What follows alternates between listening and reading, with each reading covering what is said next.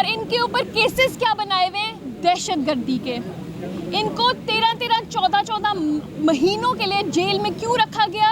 کیونکہ یہ اپنے گھروں سے باہر نکلی تھی پیسفل پروٹیسٹ کرنے، جو ہمارا آئین جس کی اجازت دیتا ہے. 9 مئی کا جو جھوٹا بیانیہ بنایا گیا تھا وہ تو دفن ہو گیا ہے. وہ اسی دن دفن ہو گیا تھا جب جن پولیٹیشنز نے پریس کانفرنسز کی تھیں، جنہوں نے پارٹی سے بے دخلی کی تھی، ان کو آپ نے بری الذمہ کر دیا، ان کے اوپر سے سارے کیسز مٹا دیے گئے، ان کو کلین چٹ دے دی گئی. جب 9 میں دفن ہو چکا ہے یہ لوگ، لیکن آج بھی پیشیاں بھگت رہے ہیں اور بہادری کے ساتھ ہر پیشی پہ آتے ہیں. ڈاکٹر یاسمین راشد ابھی تک جیل میں ہیں، بشرا بی بی ابھی تک جیل میں ہیں. آپ لوگوں کو زبانوں سے اتنا مسئلہ کیوں ہو جاتا ہے اور ان لوگوں کو دن دہاڑے پولیس اٹھا کے لے جاتی ہے، سڑکوں پہ گھسیٹ کے کئی بار راجا کو لے کر جایا گیا، لیکن تب آپ لوگوں کی غیرت نہیں جاگتی، تب آپ لوگوں کو قوم کی بیٹیاں یاد نہیں آتی کہ قوم کی بیٹیوں کے ساتھ کیسے جو ہے وہ سلوک ہو رہا ہے. میرا صرف ایک مقصد ہے، آج یہاں پر جو ہم اکٹھے ہوئے ہیں نا، وہ یہ بتانے کے لیے ہوئے ہیں کہ اس ملک میں قانون اور آئین کی بالادستی کے لیے ہم لڑتے رہیں گے. کیونکہ پچھلے 14 مہینے میں ہم نے دیکھ لی ہے کس طرح پوسٹ ارسٹ بیلز کو، جو ان کا بنیادی حق ہے، جو کہ ہر ملزم کو اجازت ہوتی ہے، جو کہ قانون کہتے ہیں کہ خاتون ہوگی تو نہیں دیکھا جائے گا کیا جرم ہے، نہیں دیکھا جائے گا کہ کوئی ایویڈنس ہے یا نہیں ہے، اس کو پوسٹ ارسٹ بیل پہ رہا کیا جائے گا. یہاں پر ایک پرچے کے بعد دوسرا پرچہ، دوسرے کے بعد تیسرا، ایک شہر کے بعد دوسرا شہر، دوسرے شہر کے بعد دوسرا صوبہ.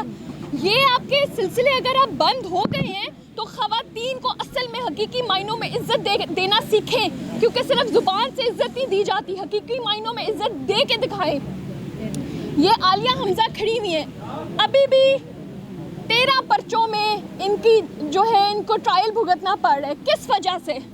کیونکہ یہ اپنے حقوق کے لیے لڑی، کیونکہ انہوں نے منع کر دیا کہ یہ پارٹی نہیں چھوڑیں گی، یہ پریس کانفرنس نہیں کریں گی. یہ آپ میڈیا کے حضرات پچھلے 14 ماہ سے ادھر کور کر رہے ہیں، لیکن آپ لوگوں کو اندر آنے کی اجازت نہیں ہوتی تھی. کس آرڈر کے تحت؟ کون سا قانون آپ کو روکتا ہے اندر آ کے ان کی کوریج کرنے کے لیے؟ لیکن ہم اندر فون نکال لیتے تھے تو ہمارے فون ہاتھوں سے چھینے جاتے تھے. کیوں یہ کیا جاتا تھا؟ یہ کون سے قانون کے تحت کیا جاتا تھا؟ ہم سوال اٹھائیں گے اور جو لا قانونیت ہے اس کو ختم کرنے کے لیے ہم لڑتے رہیں گے، اور قانون کی بالادستی کے لیے آخری دم تک ہم کھڑے ہیں. اور جب تک اس ملک میں آئین کی بالادستی نہیں ہوتی ہم لڑتے رہیں گے اور ہم آواز اٹھاتے رہیں گے. آپ لوگوں کو ڈرا دھمکا کے، آپ لوگوں کو اغوا کر کے پچھلے 2 ماہ سے جو پی ٹی آئی کے سوشل میڈیا ایکٹیوسٹ کو اٹھایا جا رہا ہے، کس طرح بیچارے جو گرافک ڈیزائنرز تھے، پی ٹی آئی کا فوٹوگرافر ہو گیا، پی ٹی آئی کا ہر لیول کے گراس روٹ لیول کے بندے تک کو آپ نے اٹھا کے دیکھ لیا، لیکن ان کا نظریہ نہیں بدلا. وہ آج بھی یہی نعرہ لگاتے ہیں، وہ کسٹڈی میں بھی یہی نعرہ لگاتے تھے کہ عمران خان زندہ باد. تو زور زبردستی سے لوگوں کے نظریے نہیں بدلتے. آپ لوگوں کو اس ملک کی خاطر بدلنا ہوگا اور ہیل کرنا ہوگا. لوگوں کو ہیل کرنے دیں، اس عوام کو ہیل کرنے دیں، تاکہ ہم ملک جو ہے وہ آگے اور بہتری کی طرف جا سکے اور یہ فسطائیت اور ظلم کا جو موسم ہے یہ ختم ہو سکے.